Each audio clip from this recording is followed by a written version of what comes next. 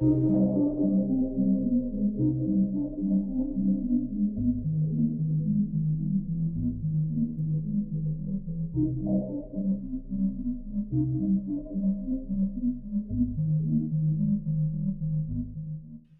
ghosties.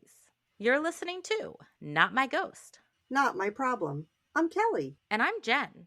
Whether you're a skeptic, a true believer, or somewhere in between, join us for a journey into the unknown. Because remember, when it comes to the paranormal, it may not be our problem. But it's certainly someone's problem.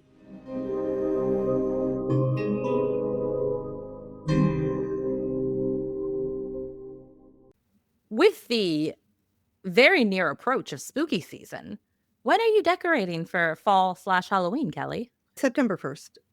Wait, Oh, okay. is that what day of the week is September 1st? Do we know? A Monday? Monday. So in that case, August 31st. August 31st? Because I have to work on Monday.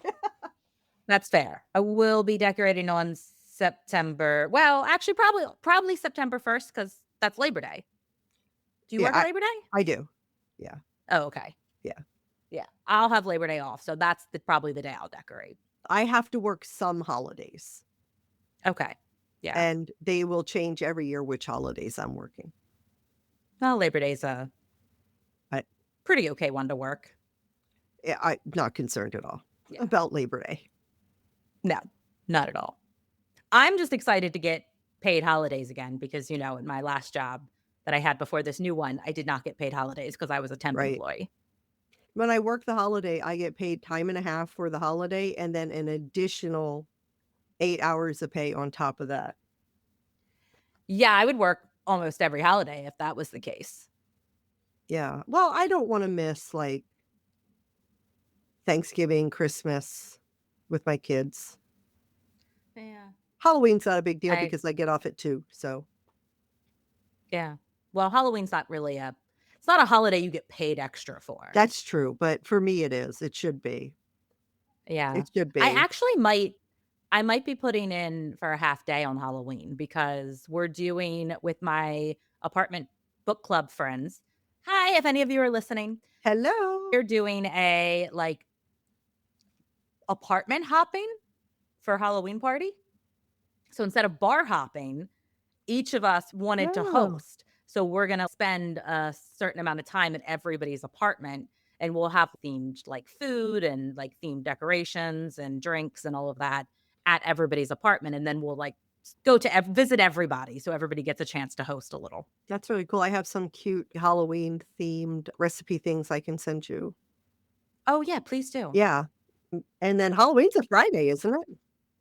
Yeah, that's what I said. It's a Friday, which is why it's going to be on Halloween. So I think I'm going to take a half day that day so I can set up.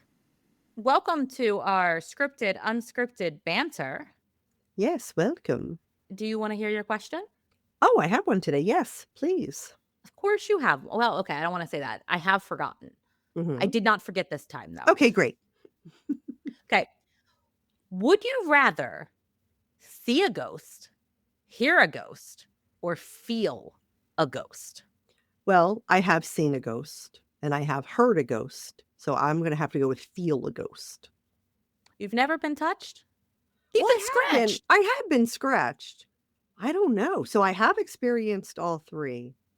Okay. In that case, I'm kind of torn between see and hear because if I had control over what I heard, if I could talk to a ghost and get like answers from them about like why, who they were or if they had a message for people or something like that would be really cool. But seeing a ghost is really freaking cool. It is. I think I'd have to go with C because I feel like it's the hardest one. Well, depending on how long you see them for, I feel like it's the hardest one to explain away. Like, true. I've heard things, I've seen things, and I've been touched. And I feel like all of those, you can even easily be like, well, it was just really quick. And like, did that really happen? Did I really hear that? But if you see for more than like a half a second, like I saw the man in your bathroom, I feel like it's harder to rationalize and be like, did that really happen? Right. If I So, could choose to feel a ghost in a way that wasn't, like, scratching my damn body, yes.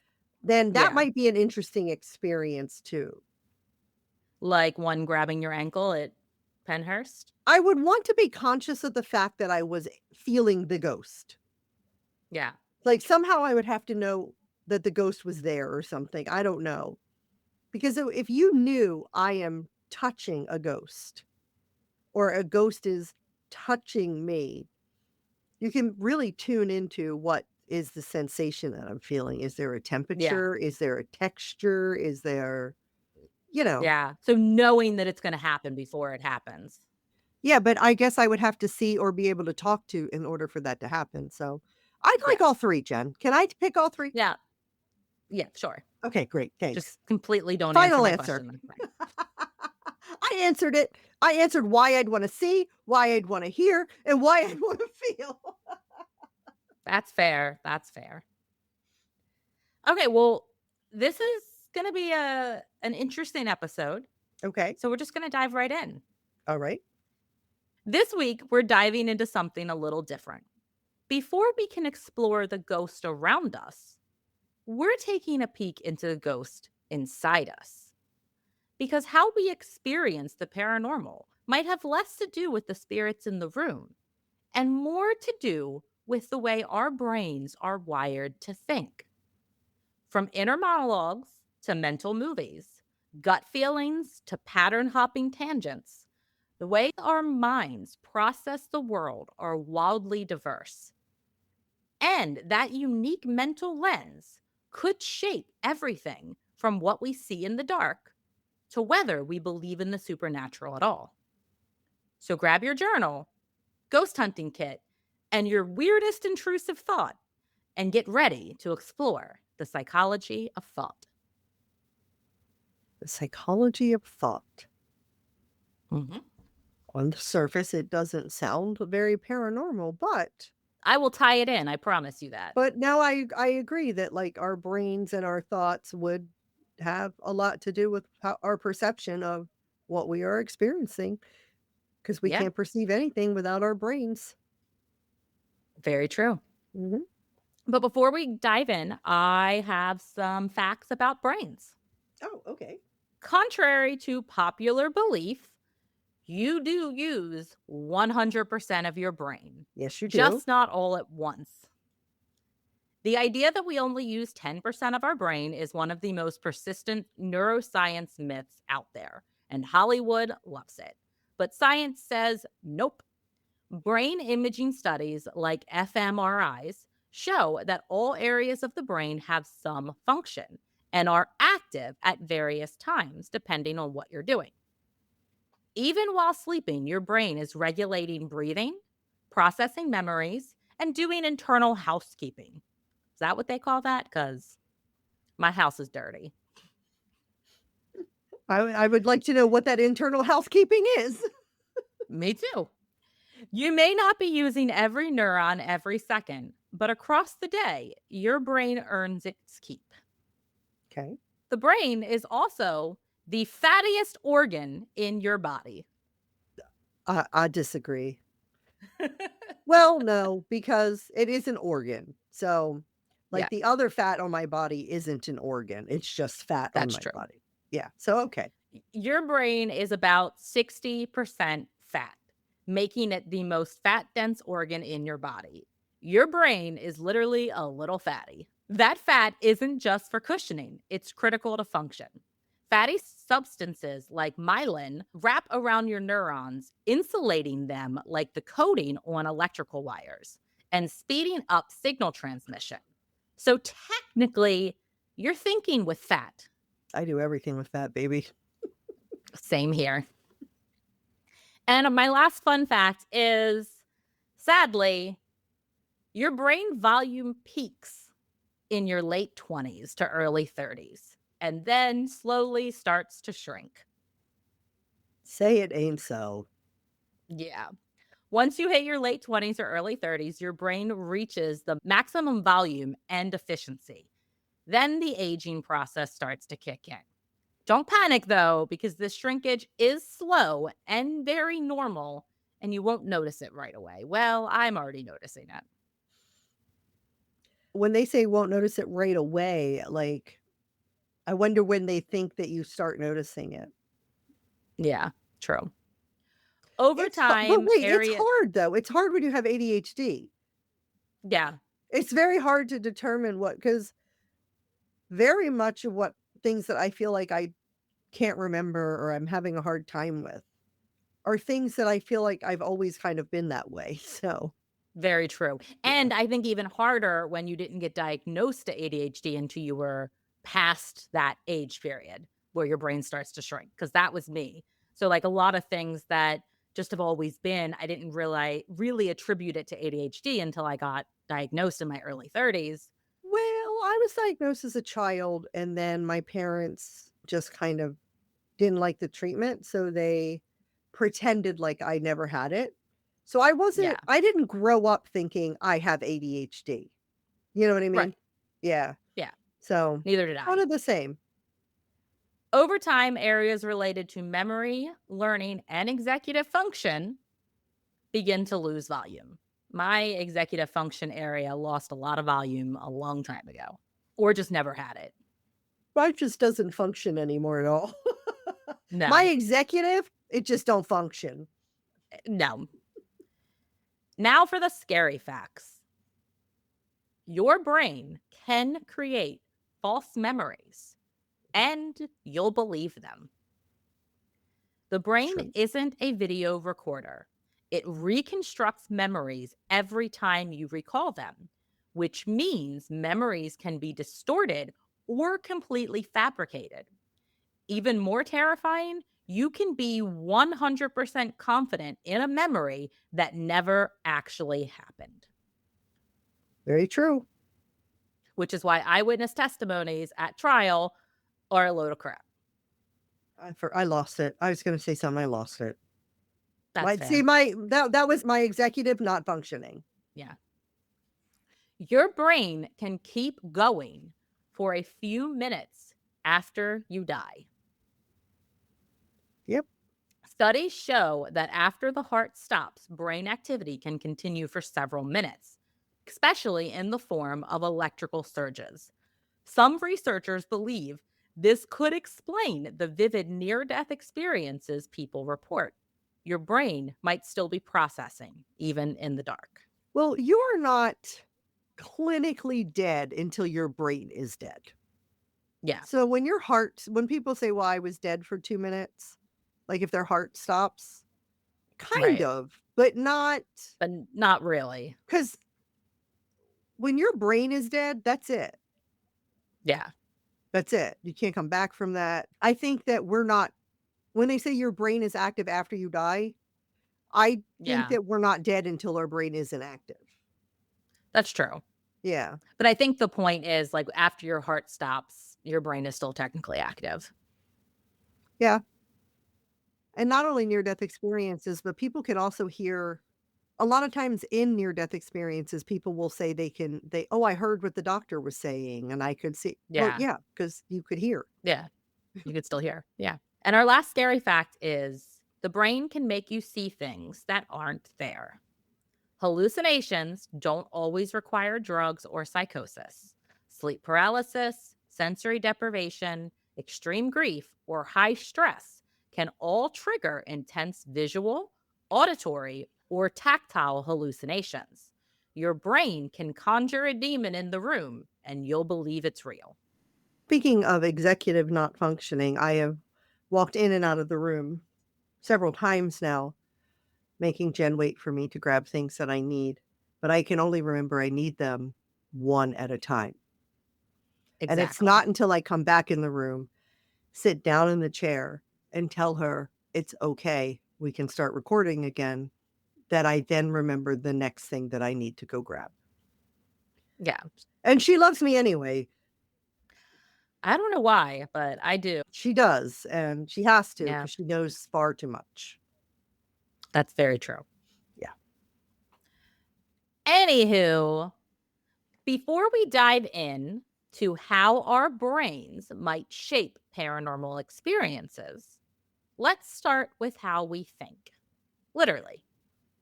Because the way your mind works under the hood, it's probably more unique than you realize. Not everyone thinks the same way. Some people hear constant internal monologues narrating their every move. It's me, I'm some people, hello. Others think in vivid images, like watching a movie in their head. Some people process the world through feelings or gut instincts. And some experience what researchers call unsymbolized thought. That sounds like me. What does that mean? They know something without words or images at all. These are called cognitive styles, the different ways we process information internally. So, is it just one style per person? No, not really. Most of us experience a mix of these thought types, but we often lean heavily into one or two of them. For example, you might mostly think in words, but occasionally get strong visual flashes or physical gut feelings.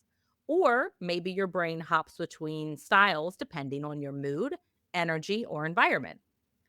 Science has shown that these styles can vary from person to person and from moment to moment.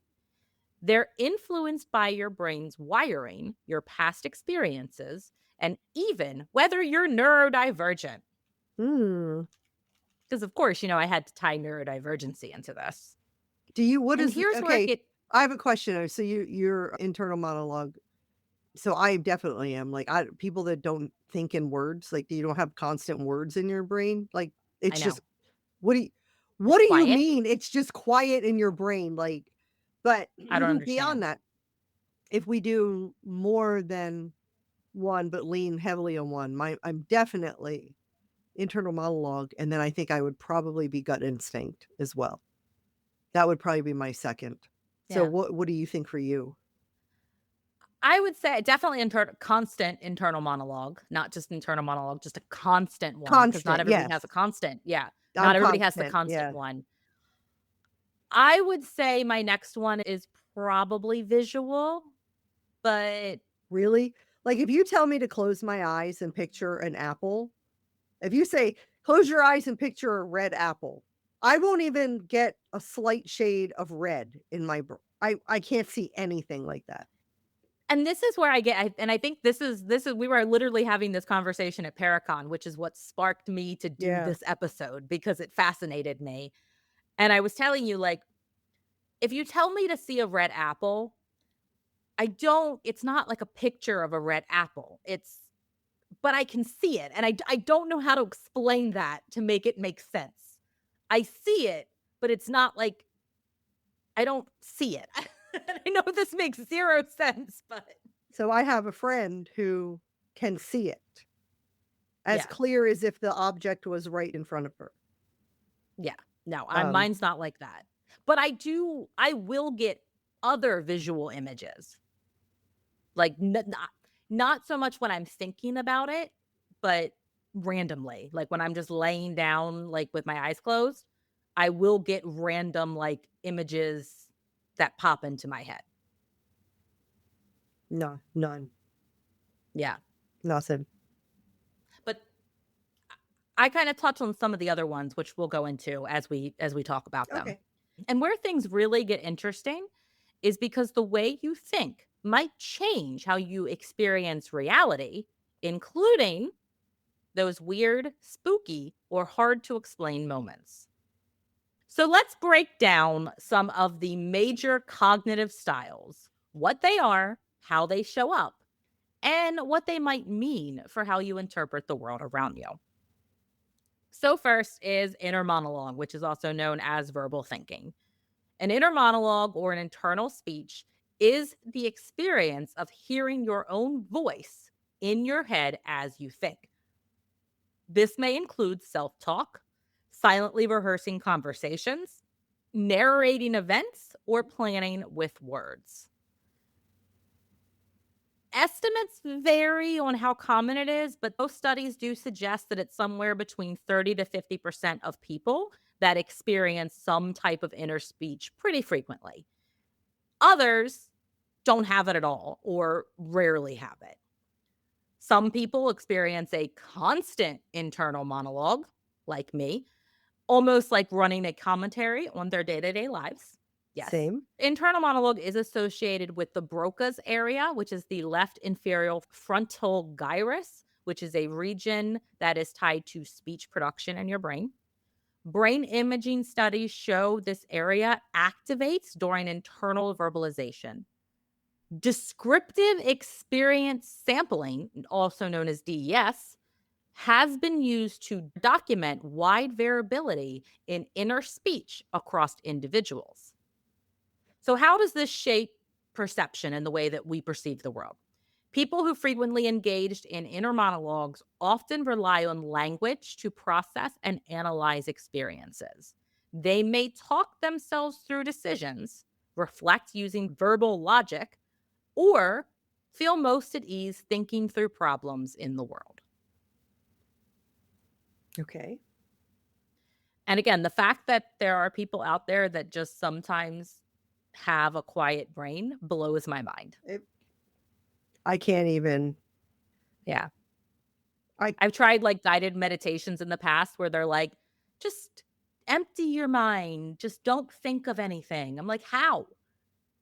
If I'm not thinking of anything, I'm saying, don't think of anything, don't think of anything, don't think of anything same, constantly in my same. head. So, That is the way I don't think about anything.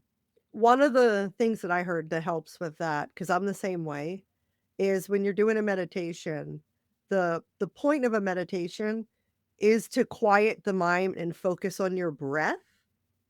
So Yeah. when they say don't think of anything, I, in my head, think, "Breathe in, Breathe. Yeah. breathe out." And I Yeah. focus just so even though I'm thinking that, it's focused it's breath focused, and that's Yeah. the But then only you add way I can ADHD. do anything. Yeah. Then you add ADHD into that. And Well, I'm it's with my definitely a new, muscle. You have yeah. to you're not gonna just sit down and do a 30-minute meditation. No.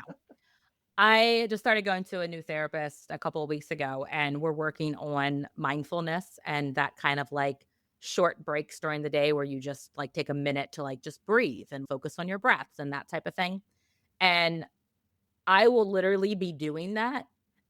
And then 20 minutes later, I'll be like, wait a second, wasn't I in the middle of doing a mindfulness meditation? Try to And find then completely forgot. try to find something like that you'll have on your phone that it's like a timer. Yeah. I have on my Fitbit, it will do it. It's like it shows a circle when you breathe in and then when you breathe so I'm, like, Yeah. consciously looking at it. But if I'm left to my own devices, like, Yeah. No. if I'm thinking breathe in, breathe out, eventually that morphs into breathe in, motherfucker, breathe out, motherfucker, and it starts taking these wild, like it doesn't Yeah. stay at just breathe in, breathe out very long. No. Absolutely not. No. So I'm working on that muscle right now, but it's a You can do struggle. it. Thank you. Thank you for the confident words. Mhm. Okay, so our next cognitive style is visual thinking or mental imagery. Visual thinking is the process of forming mental images to represent ideas, memories, or concepts. These images can be static or dynamic, vague or highly vivid, like a movie in the mind.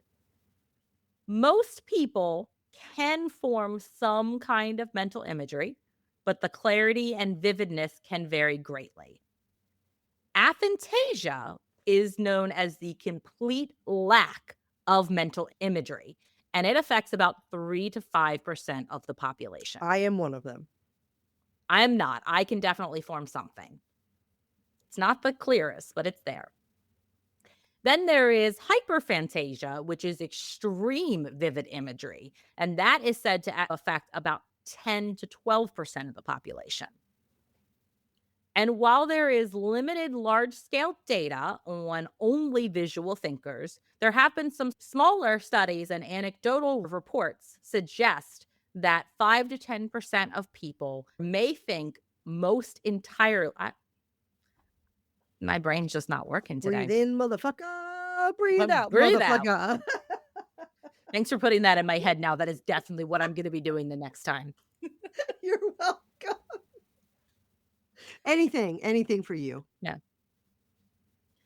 Smaller studies and anecdotal reports suggest that 5 to 10% of people may think almost entirely in images, rarely or never using words in their internal thought process. These individuals may not experience inner speech at all. Um, these individuals may not experience inner speech at all or only during specific language heavy tasks. This is what I think blows my mind the most is that there are some people out there that have no, like, internal monologue at all, that only think in images, and I can't wrap my brain around that. Oh, no, only in images? No, Yeah. Yeah. not at all. So I dug a little bit deeper into this because I was thinking to myself, what do these people do when they're reading? Like, if you're reading to yourself, like, not out loud, how does your brain process that in images when you're So, reading words? Blaze I have the research, but go ahead. oh, well, I can just tell you what Blaze said. Blaze Okay. said, 1, he doesn't like to read because of that, and Okay. 2, he's like, "I don't" he goes, "I don't think the word in my head." He's like, "I see the word, and I know what that word means. Yeah. So I see the word and I just know what it means." But he's not reading the word, like, in his voice. Which is insane to me. Yeah, same. Yeah. So as you just said, they don't hear the words, they see what is described. Instead of subvocalizing, hearing the voice in their head, they just mentally visualize the content. So a sentence like, the black cat walked through the fog, may instantly produce a mental image of a black cat moving through fog with no internal narration. That's crazy. I know. If they're reading abstract or non visual material, they may convert concepts into symbols, motion, or metaphors they can see or spatially imagine. It's crazy.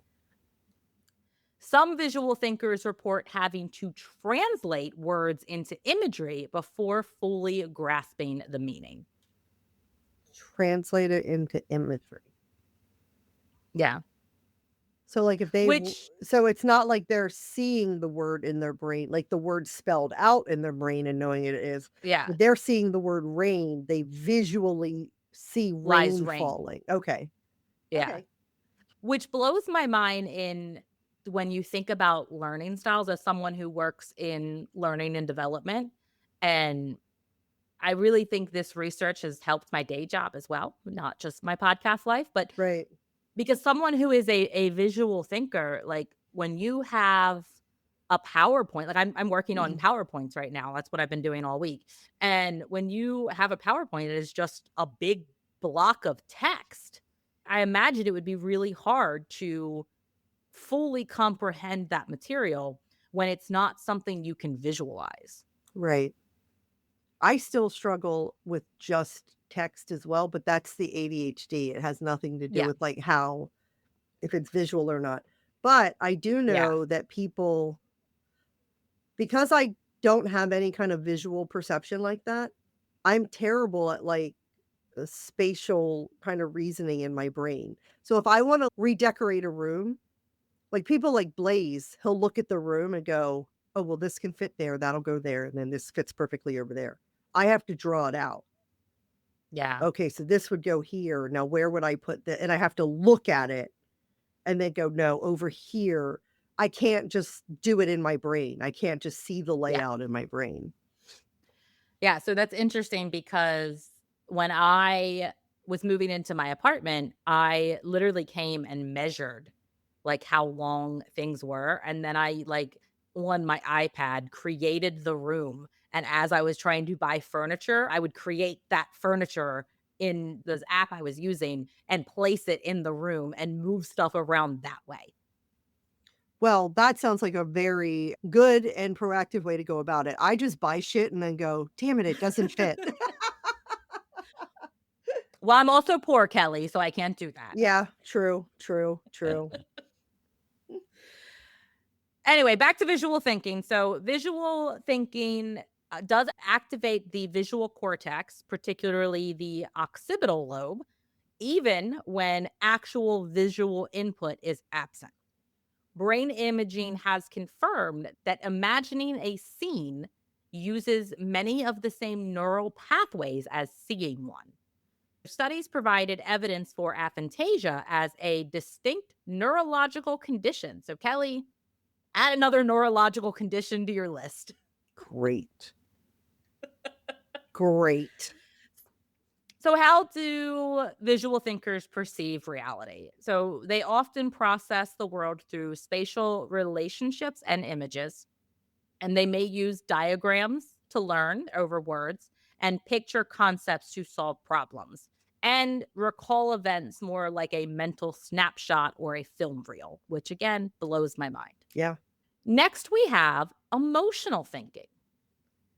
This cognitive style involves interpreting experiences primarily through emotional responses. Feelings become the lens through which decisions are made and situations are understood. While emotional thinking is technically a part of every human mind to some degree, some people lean much more heavily on it as their dognitive. Cognitive. Cognitive. I'm combining dominant and cognitive because those are the Ah, two next okay. words. As their dominant cognitive style. Precise percentages are harder to pin down for this than it is for visual or verbal, but here is what we do know from research. 25 to 35% of people appear to use emotional reasoning as their primary or dominant mode of thought, which I thought that was a lot of people. I think that hearing that, I think that I do that as well often. Yeah. So these individuals often elevate situations based on how they feel rather than them thinking through them logically or visually. I mean, that fair because that's what anxiety is, right? Right. Like logically, my brain knows that I shouldn't be anxious. Mhm. Like when I send a message to a group text and I get ignored for like 30 seconds, logically, I know that I mean, how could they? everyone doesn't hate me, 30 whole right? seconds. 30 whole seconds in my brain, my emotions are telling me everybody hates me and I'm the friend that nobody likes. But logically, my brain does know that that's not true, but I do feel that emotion anyway. And that's why sometimes Jen will say something, and then I won't respond, and she'll text me and go, "I feel like you're angry at me because you're not responding." And I immediately respond with, "Nope, sorry. Thought I texted back," or whatever, "I love you." I've learned with Kelly that when she just doesn't respond to me, just text it again because she definitely doesn't hate me. No, I just probably don't even remember I got a text. I don't know. I Yeah. saw the text, I Yeah. read it and was like, "Oh." And then, I don't know, somebody knocked on the door and then I couldn't find my phone for 4 hours. That's how it works. But the funny thing is I do the same exact fucking thing. Right. Like when my friend Jordan texted me about the whole Halloween party thing and asked if I wanted to be one of the hosts, I responded in my brain, Mhm. but then I didn't and then later like the next day I thought Jordan never texted me back. And then I was like, "Wait a second." And I looked at the message and I'm like, "I never actually texted her." So, Yeah. yeah. 40 to 50% of people use emotional thinking regularly or situationally alongside verbal or visual. Now that makes more sense because I Mhm. do think we think with our emotions. Yeah. So, for example, they might think analytically at work but rely on emotional instincts in social or personal situations. You mean there are people that don't have emotions at work? Because that doesn't happen to Don't me. even get me started about emotions at work right now. Yeah. And then 15 to 25% of people appear to use very low or minimal emotional reasoning, instead, defaulting to analytical or abstract reasoning styles. So, emotional processing is rooted in the limbic system, especially the amygdala, insula, and the prefrontal cortex. Research in affective neuroscience and psychology support the integration of emotion in cognitive processes. So, how does this shape perception? Emotional thinkers tend to evaluate experiences based on how they feel rather than using structured logic or visualization. Emotional salience, how emotionally charged something is, may carry more weight in interpretation and memory formation. That was a lot So of again, words. I that was a lot of words. There's a lot of sciency words in here, guys. I'm sorry.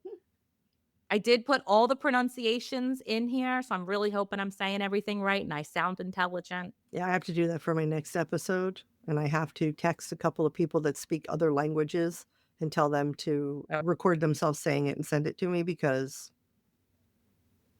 yeah, yeah. that's tough. Next is unsymbolized thinking. Unsymbolized Unsymbolized thinking, thinking. yeah. Unsymbolized thinking refers to having a clear, specific thought that is not represented by words, images, or emotions. Huh? You just know something. There is no conscious symbol attached to that I knowledge. have that. Do you? Oh, well, yeah, I guess you do. I have that, I don't. yeah. Yeah, you do. I don't. Sometimes I just know things. Yeah, it's weird.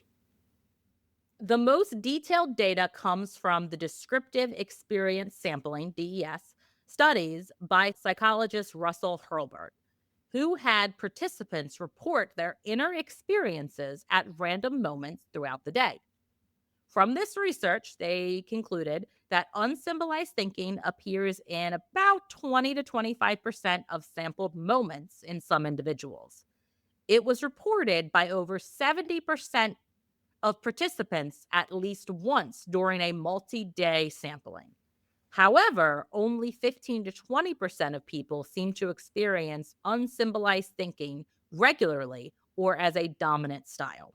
So it's definitely not a dominant style for me. Yeah. I wouldn't even say it's regularly for me, Yeah. It just but happens. it does happen. But I don't, know if what you think is, I don't know if I would say what your experience is unsymbolized thinking. I think yours is more possibly undeveloped psychic ability. Well, I was gonna Because you, ask you if you saw any research that correlates people that believe they have psychic abilities with that I didn't, but that would be cognitive. a good thing. Yeah. That would be a good follow up. Yeah, We'll see if it happens. we'll see. Unsymbolized thinking is difficult to study with traditional neuroimaging because it doesn't really involve language or imagery. However, repeated DES findings across multiple studies support its existence as a legitimate category of conscious experience. Okay. Those who do frequently experience unsymbolized thought may make quick, intuitive decisions without needing to talk through or visualize the reasoning. Their thoughts may arrive as abstract knowledge or wordless conclusions, which is another reason why I don't think it's what you have, because you get the thought in your head. You don't know where the thought comes from, but the That's thought true. comes into your head. I do, it's like, I do describe it at well, I guess. I describe it as 1 second I don't know a thing, and Yeah. then half a second later I do know the thing. Yeah. That's how I, like, describe it. Yeah. So I don't know if it's the same thing. It maybe a branch Yeah. of it. Next, we have kinesthetic or bodily thinking. So, this style involves processing information through physical sensations, gut feelings, tension, posture, or other bodily cues. It's closely tied to intuition and somatic awareness, which is one of the things that I'm working on in therapy is trying to read my body because I don't do that. Mhm. Bodily awareness varies across individuals and can be heightened in people with high interoceptive sensitivity, which is the ability to perceive internal body states. It's often seen in athletes, dancers, or people trained in mindfulness or body work, but it's not limited to just those groups. While exact percentages are still emerging in cognitive science, we can estimate based on research into interception, somatic intelligence, and learning preferences that about 15 to 20% of people appear to have high kinesthetic or bodily awareness and rely on it regularly when thinking or problem solving. These people often describe sensing decisions in their body or knowing through movement or touch. 40 to 50% report moderate kinesthetic thinking, often depending on context, like when under stress, learning physical skills, or tuning into their body for signals like hunger, discomfort, intuition. And 30 to 40% report low bodily awareness. I think that's me. Or don't typically rely on any type of physical sensations as a part of their thinking process. So recently, I'll tell you how little I guess I have that. When you said gut instinct, I guess I thought you were in the beginning of the episode. I guess I thought it was something else. But towards the end of last year, something devastating happened. And it was right before Nick and I had a anniversary trip planned. And it was literally the day before. And I woke up the next day. No, it was 3 the trip was 3 days after this happened. So I could not stop crying for 3 days. Like, I sobbed for 3 days. And Yeah, we are driving over to the ocean for our anniversary trip. And I'm the whole way this is how I know how distraught I was, is because I didn't put music on in the car, and that never that's weird. happens Yeah. until we were probably halfway there. But I was just sobbing in the car, and I kept trying to dry my eyes, and I would tell Nick, "I'm so sorry. I wanna have a good weekend and blah, blah, blah." And I would stop crying for a minute, and I'd be like, "Okay, I'm okay." And then I'd sob, and I'd sob, and I'd sob. So I was like the first day after this thing happened, I would go in and out of tearing up here and there. By the 2nd day, I'm sobbing several times a day. By the 3rd day, I cannot stop. And we get to the ocean, and it's a little bit before we can check in to the hotel. No, I think we did check into the hotel. And then we went to the grocery store, and then Nick said, "Let's get dinner."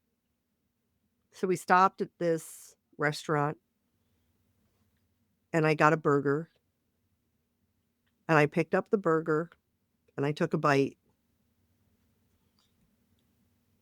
and I started to feel a little bit better. And I took another bite, and I felt a little bit better. And then I ate a fry, and I felt a little bit better.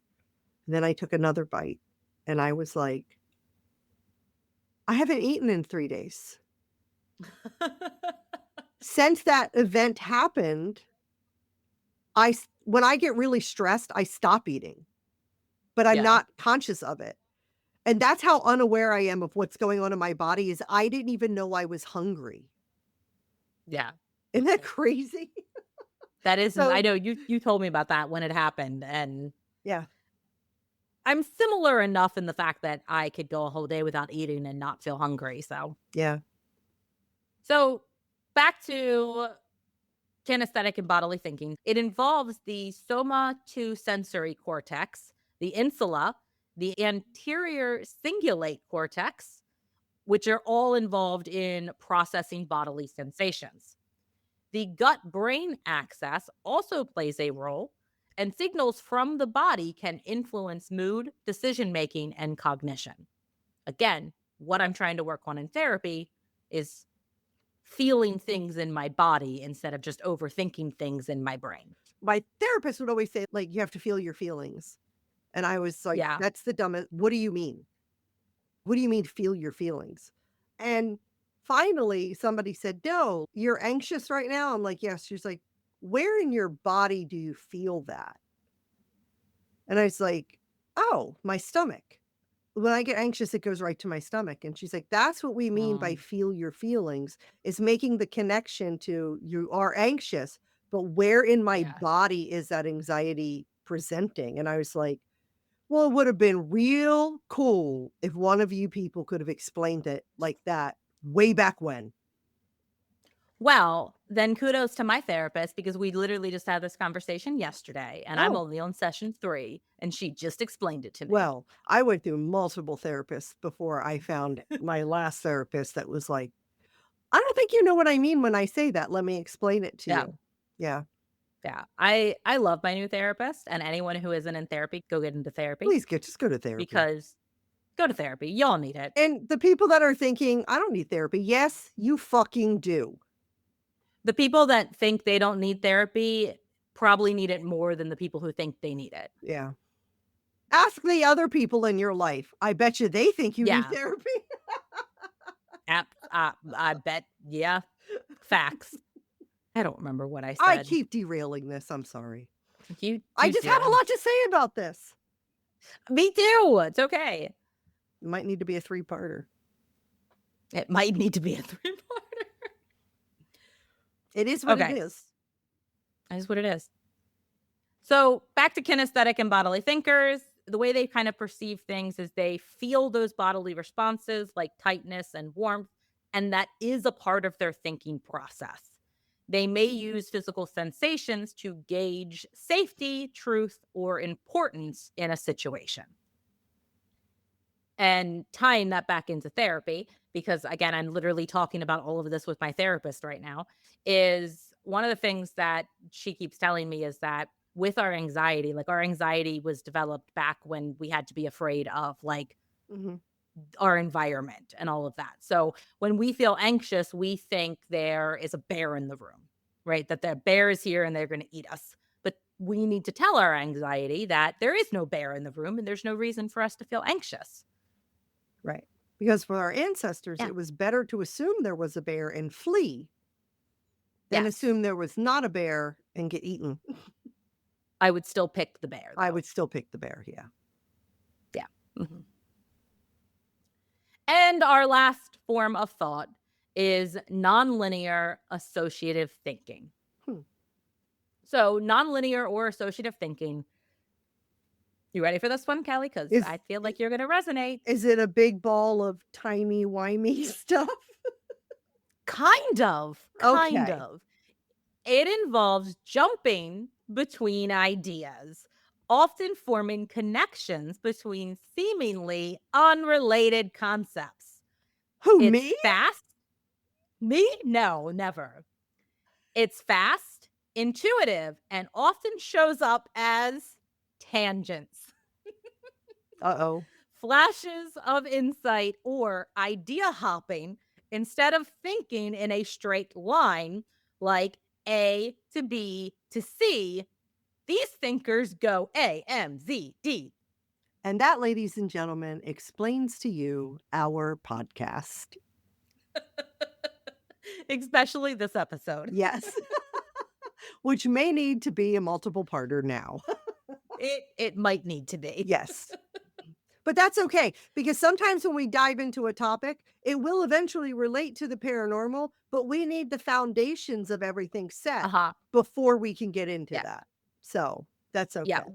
When I started this episode, sort of like the Lizzie Borden episode that I just did, like a couple weeks, this part of the episode was not meant to be 2 parts, which I'll get into that a little bit later. But I think it is, guys. Yeah, I Sorry. think my next episode might need to be 2 parts too. We'll just have to see how recording Oh, goes, I don't know. we've got a lot of 2-parters going on. That's okay. The problem is when we do these scripts, we don't anticipate how much talking and banter we're gonna have back and forth Or between the 2 of ideas us like about these yeah, topics. right. Yes. Because So sometimes when we just get into it, we're just like realizing and we're looking at the time and we're like, "Oh fuck, it's good. this needs to be split up." Yep. So yeah, But we this don't just I'm wanna officially calling it. you're calling it? I'm officially calling it. This is gonna be a Okay. two-parter. So let me finish about the linear, nonlinear associative thinking, Okay. and then I don't know what's next. So I'll see. We'll see where I'm cutting it. I'm not sure. Okay. Okay. So this is strongly associated with people who have ADHD, autism, or other forms of neurodivergence. Ding, ding, ding, ding, Yep. ding. Hello, it's me. I'm the problem, I'm the it's me. problem. It's me. There ain't no situation that Tay-Tay can't be in. Exactly. So many people engage in nonlinear thinking during daydreaming or brainstorming, or like us, constant life. Mhm. Exact percentages are hard to define since associative thinking overlaps with creativity, neurodivergence, and spontaneous cognition. I love that word, spontaneous cognition. I'm going to use that to describe me from now on. Spontaneous But cognition. I don't know. That to me, it's like I'm spontaneously what was that word? I'm spontaneously aware that I'm aware? yes, Okay. which I don't know about you, but that is one of the reasons I think I've struggled so hard to find a therapist that I like can connect with, because I am incredibly self-aware. Like, I understand a lot of what's wrong with me. I just don't know how to fix it. So, like, most therapists wanna, like, dive into what's wrong with you and, like, explain. I'm like, "No, I get all of that shit." Like, I know when I'm anxious that I shouldn't be anxious. I just don't know how to stop being anxious. No, I don't know that you know everything because Not no, I'm not because saying I there know can be everything. reasons, there's parts of your life that can lead to trauma, that can lead to the anxiety and things like that. Like, I'm very aware of things too, but I still needed a therapist to help me find the root cause of Right, and I'm those not things. saying I don't yeah, I'm not saying I don't need a therapist. In fact, I think I just needed the right one. I needed one that's gonna understand that I already get a lot of that stuff. Like, Mhm. I already understand a lot of what most people don't. I'm very self and even my new therapist has said that, "You're very self-aware." We'll start talking about something, I'm like, "Yeah, blah, blah, blah," and I'll, like, go into it, and I'm like she'll be like, "Okay, yeah, that's exactly right." I'm like, "Yeah, I know. Yeah, Now how do my I fix it?" my old therapist said, "You're so self-aware it becomes Yes, problematic." Yeah. absolutely, for sure. Sorry, I derailed us again. Another tangent. It's just nonlinear Mhm. thinking. I can't. It we're presenting you with examples Yes, of nonlinear I'm thinking. gonna go with that. That we should rename our podcast to Examples of Nonlinear Thinking. That honestly would be a great name for a podcast, not a paranormal podcast, Yeah, but we could start a second one. we could, we could. No, we couldn't. We don't have time for that. No, we don't have time for that shit. Maybe one day. Maybe. We'll circle back once this podcast takes off and we can both quit our day jobs. Okay. Then we can afford to have Write that 2. down though. Examples of nonlinear thinking, because that's our podcast name. Okay. Fortunately, it's recorded. Yeah, but we're not gonna remember what episode it was in. That's true. Anywho, many people engage nope, I already said that. Exact percentages did I already say that? Yes, I did. So we can estimate I love you, Jen. You're my very best friend. I love you too. So we can estimate that about 20 to 30% of people report frequent or dominant use of associative or nonlinear thinking style.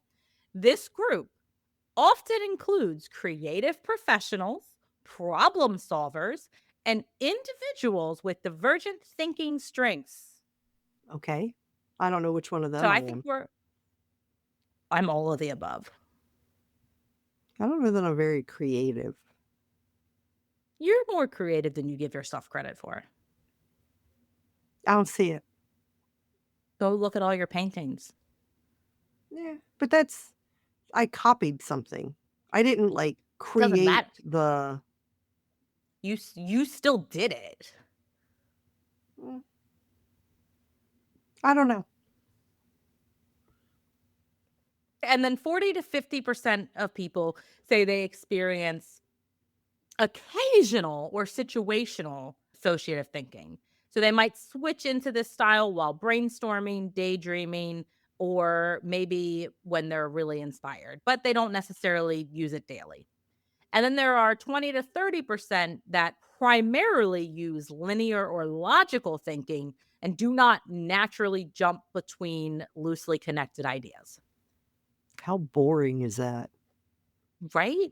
I don't even watch, and I know don't at me, but I've never watched Gilmore Girls. I've never watched it either, so. Oh, we're gonna about to probably about to get a lot of hate because I've heard really great things about it. But there is this clip that I've seen where the mom on Gilmore Girls, I'm assuming maybe she has ADHD based on this clip that I've seen, where she verbalizes what it's like in her brain, and she's like, and then I go from that, and then this, and then I'm thinking this, and like that just perfectly sums up Yeah. my brain. Yep. So this is linked to the default mode network, DMN, which is a brain system that is active during rest, imagination, and mind wandering. Studies of divergent thinking, which is the ability to generate many solutions, show that associative thinkers often connect remote concepts more easily. Research in creativity and ADHD suggests these thinkers have a more fluid cognitive style. Okay. So, associative thinkers often spot patterns, metaphors, or links that others might miss. They jump quickly between ideas, making novel insights, or reframe concepts in unconventional ways. Yep. So, whether you think in pictures, words, feelings, gut instincts, or flashes of pure knowing, you're not broken. You're just wired differently.